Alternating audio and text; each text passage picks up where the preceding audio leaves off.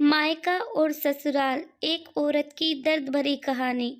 ससुराल में वो पहली सुबह आज भी याद है। कितना हड़बड़ा के उठी थी, ये सोचते हुए कि देर हो गई है और सब न जाने क्या सोचेंगे।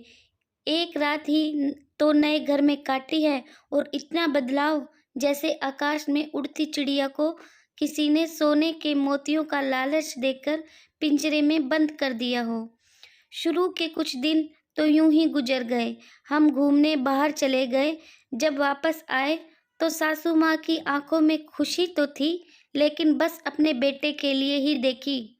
मुझे सोचा शायद नया रिश्ता है, एक दूसरे को समझते देर लगेगी, लेकिन समय ने जल्दी ही एहसास करा दिया कि मैं यहाँ बहू हूँ। जैसे चाहूँ वैसे नहीं रह सकती। कुछ कायदा मर्यादा है जिनका पालन मुझे करना होगा। धीरे धीरे बात करना, धीरे धीरे हंसना, सबके खाने के बाद खाना, ये सब आदतें जैसे अपने आप ही आ गई। घर में माँ से कभी कभी ही बात होती थी। धीरे धीरे पीहर की याद सताने लगी। ससुराल में पूछा तो कहा गया अभी नहीं, कुछ दिन बाद। जिस पति ने कुछ दिन पहले ही मेरे माता पिता से ये कहा था कि पास ही तो है, कभी भी आ जाएगी, उनके भी सुर बदले हुए थे। अब धीरे धीरे समझ आ रहा था कि शादी कोई खेल नहीं, इसमें सिर्फ घर नहीं बदलता, बल्कि आपका पूरा जीवन ही बदल जाता है। आप कभी भी उठ के अपने पीहर नहीं जा सकती।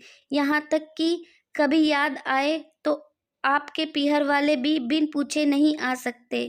पीहर का वो अल्हड़पन, वो बेबाक हंसना, वो झूठे मुंह रसोई में कुछ भी छू लेना, जब मन चाहे तब उठना, सोना, नहाना, सब बस अब यादें ही रह जाती हैं।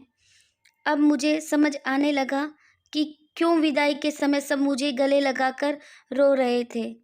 असल में मुझसे दूर होने का एहसास तो उन्हें हो ही रहा था, लेकिन एक और बात थी जो उन्हें अंदर ही अंदर परेशान कर रही थी कि जिस सच से उन्होंने मुझे इतने साल दूर रखा, अब वो मेरे सामने आ ही जाएगा।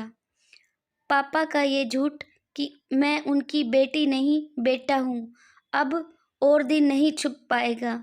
उनकी सबसे बड़ी चिंता ये थी, अब उनका ये बेटा, जिसे कभी बेटी होने का एहसास ही नहीं कराया था, जीवन के इतने बड़े सच को कैसे स्वीकार करेगा। माँ को चिंता थी कि उनकी बेटी ने कभी एक गिलास पानी का नहीं उठाया, तो इतने बड़े परिवार की जिम्मेदारी कैसे उठाएगी। सब इस विदाई और मेरे पराये होने का मर्म जानते थे, सिवाय मेरे। इसलिए सब ऐसे रो रहे थे जैसे मेरी डोली नहीं, अर्थी में जा रही हूँ। आज मुझे समझ आया कि उनका रोना गलत नहीं था। हमारे समाज का नियम ही ये है, एक बार बेटी डोली में विदा हुई तो फिर वो बस मेहमान ही होती है घर की। फिर कोई चाहे कितना ही क्यों ना कह ले कि ये घर आज भी उसका है। सच सच तो ये है कि अब वो कभी भी यूं ही अपने उस घर, जिसे मायका कहते हैं, नहीं आ सकती। हजारों समस्याओं और परेशानी आने पर भी उसी को हल करना है, हंसते हुए, गम छुपाते हुए। दोस्तों, यही हमारी जीवन की सच्चाई है।